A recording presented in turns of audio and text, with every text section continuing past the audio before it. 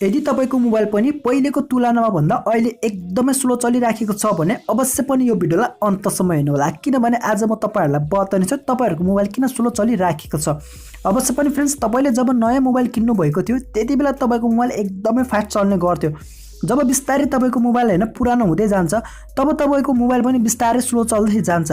कारण भनेको जब तपाईलाई आफूलाई आवश्यकता पर्ने विभिन्न प्रकारका एप्लिकेशन्सहरु तपाईले आफ्नो मोबाइलमा इन्स्टल गर्नुहुन्छ र त्यो एप्लिकेशन्सले चाहिँ अटोमेटिक रूपमा तपाईको मोबाइल भित्र भएको फाइल म्यानेजर अथवा एक्सप्लोरर भित्र फोल्डर बनाइराखेको हुन्छ। जुन तपाईले त्यो फोल्डर ओपन गर्नुहुन्छ त्यतिबेला तपाईले त्यो फोल्डर भित्र पनि अनेकौं प्रकारको फोल्डरहरु देख्न सकिन्छ, जसलाई हामी सब फोल्डर भनिन्छ।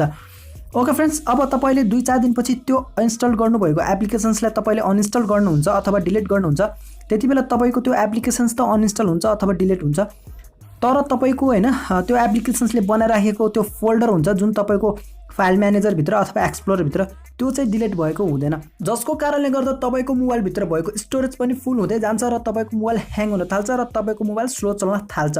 ओके फ्रेन्ड्स, आज म तपाईलाई बताउँछु जति पनि तपाईको मोबाइलको हैन फाइल म्यानेजर भित्र अथवा एक्सप्लोरर भित्र जति पनि नचाहिने फोल्डरहरु बनेर बसेका छन् त्यस्ता फोल्डरहरुलाई तपाईहरुलाई म एकै क्लिकमा कसरी डिलिट गर्ने भन्ने कुरा बताउने छु। नमस्कार साथीहरु, स्वागत गर्न चाहन्छु तपाईहरुलाई केबीजी प्रोडक्सन्स युट्युब च्यानलमा। र सुरुवात गर्नुभन्दा पहिला म तपाईहरुलाई एउटा रिक्वेस्ट गर्न चाहन्छु, अहिलेसम्म पनि तपाईहरुले यो केबीजी प्रोडक्सन्स च्यानललाई सब्स्क्राइब गर्नुभएको छैन भने कृपया भिडियोको तल देखिराखेको रेड कलरको सब्स्क्राइब बटनमा क्लिक गरेर सब्स्क्राइब गर्नुहोस् र साथै छेउमा आउने घण्टीलाई पनि दबाउनुहोस्, किनभने तपाईहरुको सब्स्क्राइब यो च्यानलको लागि अति अमूल्य रहनेछ। ओके फ्रेन्ड्स, सुरुवात गरौँ। सबैभन्दा पहिला तपाईहरुले आफ्नो मोबाइलमा भएको प्ले स्टोरलाई ओपन गर्नुहोस्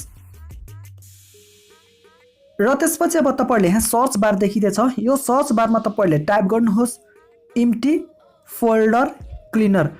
ओके फ्रेन्ड्स, यसरी इम्टी फोल्डर क्लिनर टाइप गरिसकेपछि यसलाई सर्च गर्नुहोस् र थोरै स्क्रोल डाउन गर्नुहोस् र तपाईहरुले अब यहाँ देख्न सक्नुहुन्छ इम्टी फोल्डर क्लिनर।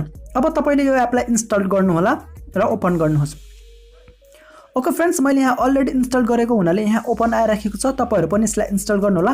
तपाईहरुलाई इन्स्टल गर्ने लिंक भने म मेरो भिडियोको डिस्क्रिप्सन पनि दिनेछु, सोझै तपाईहरु त्यहाँबाट पनि यो एप्लिकेशनलाई इन्स्टल गर्न सक्नुहुनेछ। ओके फ्रेन्ड्स, यसलाई ओपन गरेर हेरौं र अब तपाईहरुले यसको इन्टरफेस यसरी देख्न सकिनेछ। सबैभन्दा तल हेर्नुस्, यहाँ select path and click clean to delete all empty folder and subfolder भनेको छ। यसको मतलब तपाईको मोबाइल भित्र भएको फाइल म्यानेजर अथवा एक्सप्लोरर भित्र जति पनि नचाहिने अनावश्यक हैन फाल्तुका फोल्डरहरु अथवा सब फोल्डरहरु छन् त्यसलाई तपाईहरुले यहाँबाट एकै क्लिकमा सबैलाई डिलिट गर्न सक्नुहुन्छ। र त्यसको लागि तपाईहरुले यहाँ क्लीन भनेको ठाउँमा एकचोटी क्लिक गर्नुहोस् र अब तपाईहरु एकछिन यसलाई वेट गर्नुहोस्, किनभने यहाँ वर्किङ हुँदैछ। ओके फ्रेन्ड्स, फाइनली अब यसले मेरो मोबाइल भित्र भएका जति पनि फोल्डर र सब फोल्डरहरु थियो त्यसलाई यसले एकै क्लिकमा सबैलाई डिलिट गरिसकेका छ। यसरी अब हाम्रो मोबाइल भित्र भएको जति पनि फोल्डर र त्यो भित्र भएको सब फोल्डरहरुलाई डिलिट गरिसकेपछि हाम्रो मोबाइल भित्र भएको स्टोरेजहरु पनि हैन खाली हुन्छ, जसको कारणले गर्दा हाम्रो मोबाइल ह्याङ हुँदैन र हाम्रो मोबाइल एकदम फास्ट चल्न थाल्छ।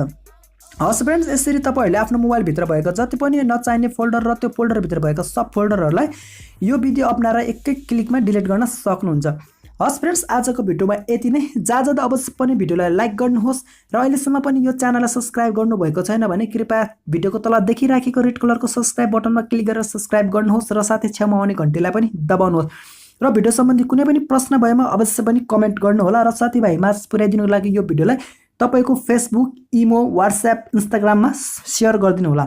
अन्तमा यही भन्न चाहन्छु, व्यस्त समयको बावजुद पनि तपाईले भिडियो हेरिदिनु भयो त्यसको लागि तपाईहरुलाई धेरै धेरै धन्यवाद।